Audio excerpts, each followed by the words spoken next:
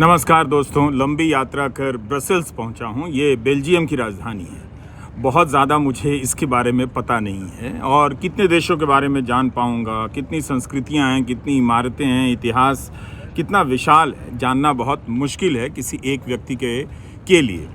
तो सोचा कि पहले गूगल की मदद लेते हैं। चट गया।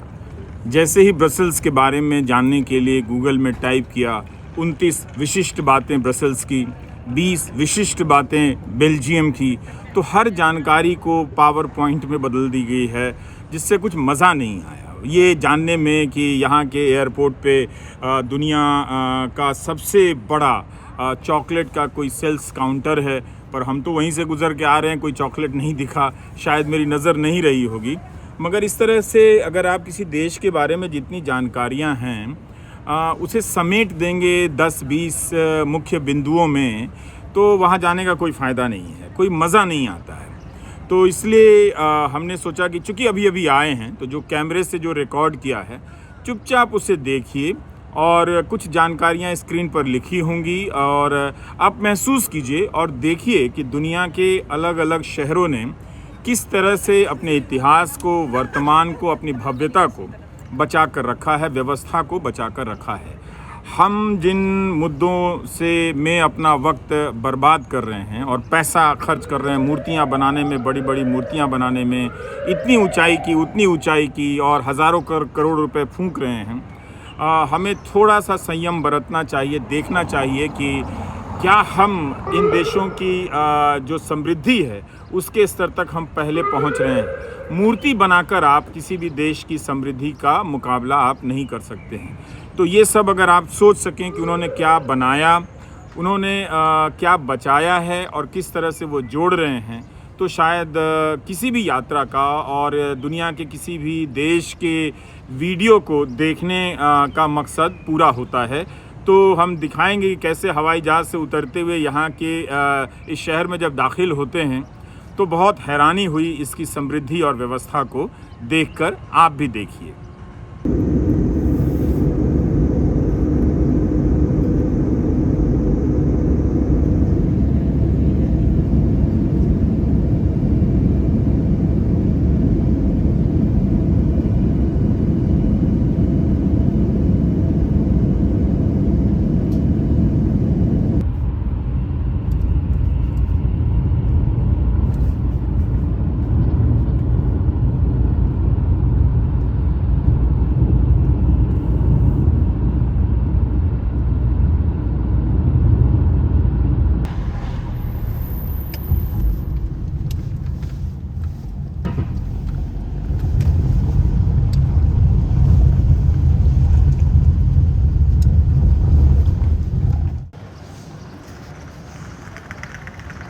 अब हम कार से उतर गए हैं और पैदल चल रहे हैं, क्योंकि यहाँ लोगों को पैदल चलते हुए देखना अपने आप में एक सुखद अनुभव है।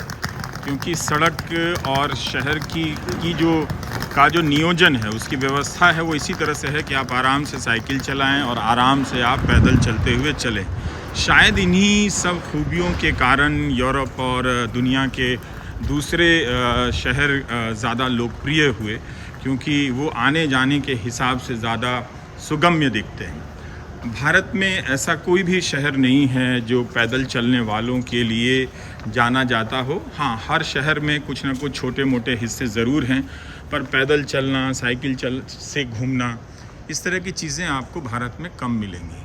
और यही कारण है कि जब आप भारत से आते हैं तो कार, बस, रेल, हवाई जहाज़ के ठेला ठेली से उतरकर आपको लगता है कि वाह, क्या खूबसूरत जगह पर आ गए हैं, जहाँ पर आप चल सकते हैं, जहाँ पर आप खुद के साथ हो सकते हैं और देख सकते हैं कि उस शहर के लोग किस तरह से बाहर फुटपाथ पर बैठे हुए हैं और अपना वक्त गुजार रहे हैं। आज सोमवार है, मई दिवस का दिन है। यहाँ पर इसकी समृद्धि दिख रही है, साथ साथ आर्थिक असमानता भी वो दिखी जाती है, वो साथ साथ चलती है, बगल में बैठी रहती है।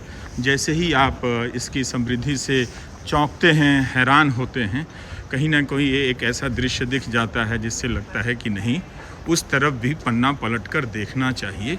मगर इस जगह की समृद्धि ने वाकई मुझे हैरान किया है, इसकी तमाम व्यवस्थाओं ने। मुझे तो यहाँ लगभग 12-13 साल हो गए। कैसी जगह है ये? बहुत बढ़िया। बढ़िया जगह है। हाँ? No corruption. हाँ। अरे रवीश जी, क्या हाल है? नमस्ते सर। नमस्ते नमस्ते।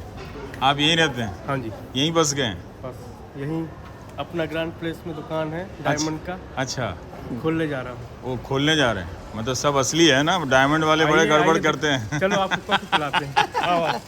आओ चलो हमारे साथ। डायमंड वाले बहुत नहीं, नहीं, गड़बड़ आप- करते हैं। अरे पता साहब, चला लेकर हम बैंक मोदी का थोड़ी पैसा हैं। भाग गए। अरे सर, हम मोदी थोड़ी हैं। हैं? अच्छा अब वो सर। राहुल गांधी को तो उन्होंने बैन कर दिया उधर। क्या पर है वो? कैसी नीरव जगह? मोदी जी थे। हाँ, वो हम अलग। मैंने ऐसे ही मजाक किया। हाँ। थोड़ा तो मजाक करना हमारा चाहिए। नाम तो हरिशंकर रजक है। और हम अच्छा अपने रजक साहब, रजक जी शानदार। हैं।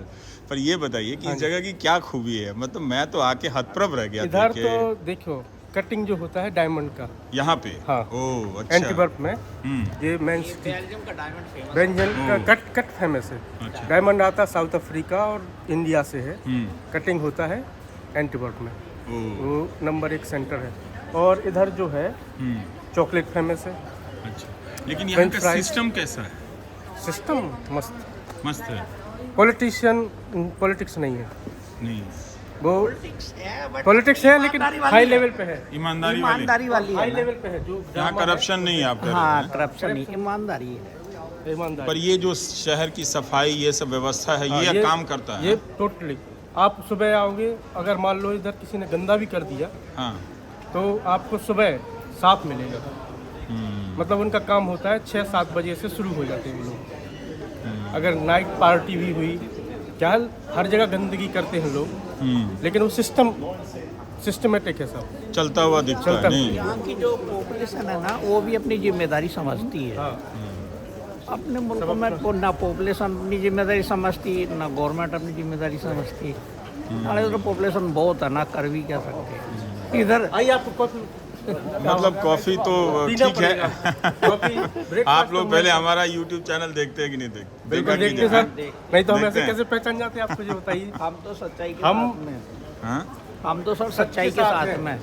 बस वो चाहे बहुत- कोई भी पार्टी हो, कोई भी पार्टी हो, इंसान पार्टियों से क्या लेना हमें देना? किसी से कोई मतलब बहुत नहीं। हमें सुंदर। सच्चाई से मतलब सच्चाई से मतलब सही काम करो, बस।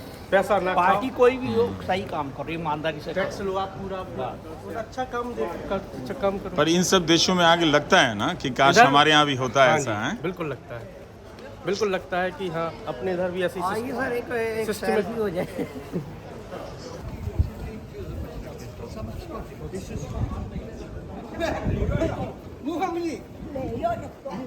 是报纸，你要不看？ ये ग्रैंड प्लेस है। ये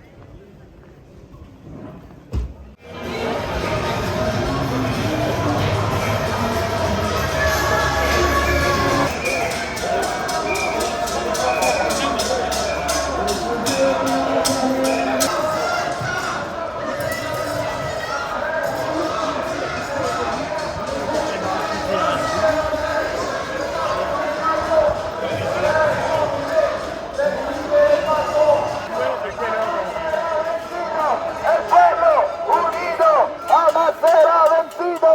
El pueblo unido jamás será vencido.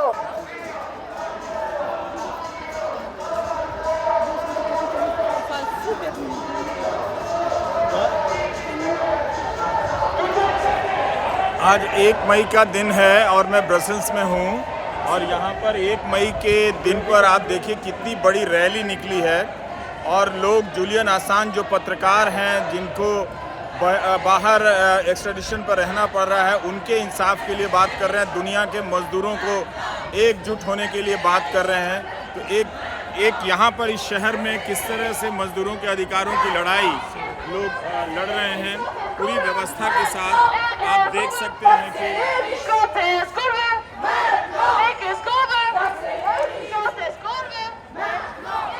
ये स्लोगन देखिए, अमीरों पर टैक्स लगाने के लिए टैक्स द रिच, ये टैक्स द रिच, ये अमीरों पर स्लोगन लगाने के लिए कितना आज 1 मई के दिन ये यहाँ पर लोग बैनर लेकर निकले हैं। शानदार एक तरह से हिंदुस्तान में तो इस तरह के धरना प्रदर्शन शांतिपूर्ण रचनात्मक रूप से देखे हुए तो अब ज़माना हो गया। वैसे किसानों ने खूब दिखाया और महिला कुश्ती खिलाड़ियों ने भी दिखाया। लेकिन आप देखिए कि ब्रसेल्स में कितनी बड़ी रैली निकली है यहाँ पर, और लोग जो हैं तरह तरह के तरह तरह की मांगे हैं इस रैली में, और इसे खूब कवर किया जा रहा है। तो एक तरह से अगर आपको लगता है कि ये विचार ख़त्म हो गए हैं, तो ऐसा तो लगता नहीं है कि अभी भी एक लड़ाई चल रही है कि दुनिया में जो आर्थिक असमानता है वो कैसे दूर होगी। जब तक अमीरों पर ज़्यादा टैक्स नहीं लगेगा वो दूर नहीं होने वाली है, क्योंकि कहीं भी किसी भी देश में देखिए तो अमीरों पर टैक्स कम है। इस तरह से ये 1 मई दिवस का कितना यहाँ पर जलवा है और कितने उत्साह के साथ लोग जो हैं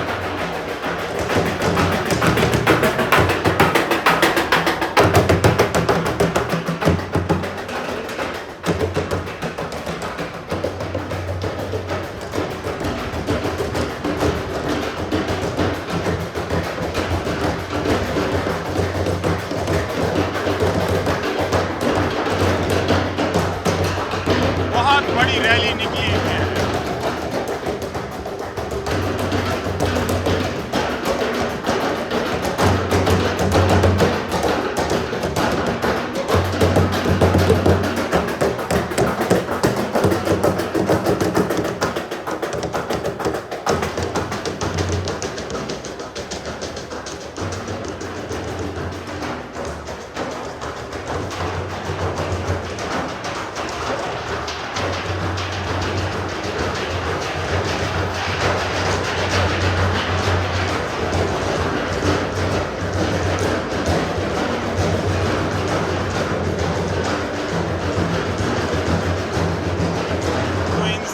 लड़ाई दुनिया में अभी ख़त्म नहीं हुई है। इस रैली में आकर ऐसा लग रहा है कि उम्मीदें अभी भी हैं। लड़ने वालों का जो सपना होता है वो सपने अभी नहीं हारे हैं। भले ही लड़ने वाले हार गए या किसी अन्य वजह से हरा दिए गए, मगर बराबरी, समता और आर्थिक समानता की जो लड़ाई है वो अभी ख़त्म नहीं हुई।